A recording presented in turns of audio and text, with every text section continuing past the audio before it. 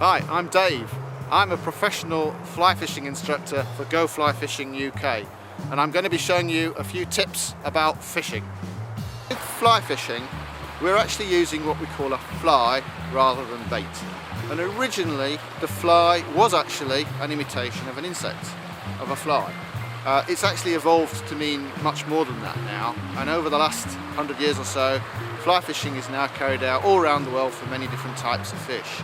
I guess most commonly we're talking about fishing for trout and fishing for salmon with a fly.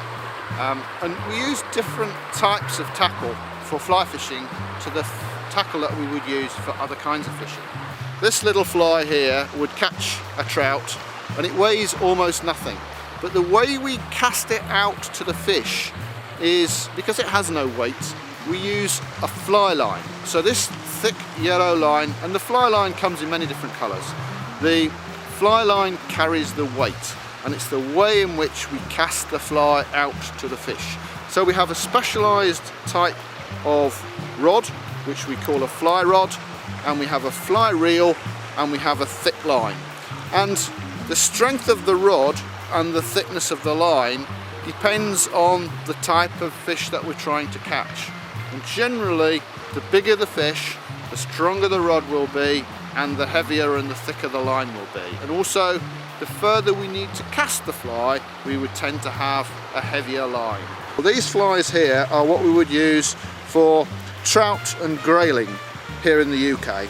And many of these flies, all these ones here, are what we would call dry flies. They float on the surface of the water. These other flies here are all sinking flies. We would call them wet flies in fly fishing, and more specifically we would call them nymphs or shrimps. And they're the sort of flies that we would use here on the River Kennet for catching trout and grayling in the streams of the UK.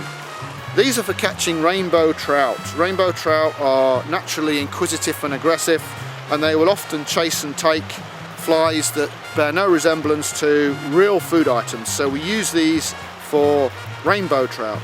These flies here are salmon and sea trout, are both migratory fish, and they come into our rivers to breed, and they're most feeding out at sea. And these flies are trying to jog the memory of the salmon and the sea trout to the food that they were eating when they were out at sea. So as you can see, these flies are quite different to some of the other flies for the rainbow trout and for the trout and the grayling. The pike is a predator and it eats fish, and so these flies here are imitating different types of fish. So this is imitating a small perch, and so we use flies basically to stimulate the pike to bite the fly and make the pike think that this is food.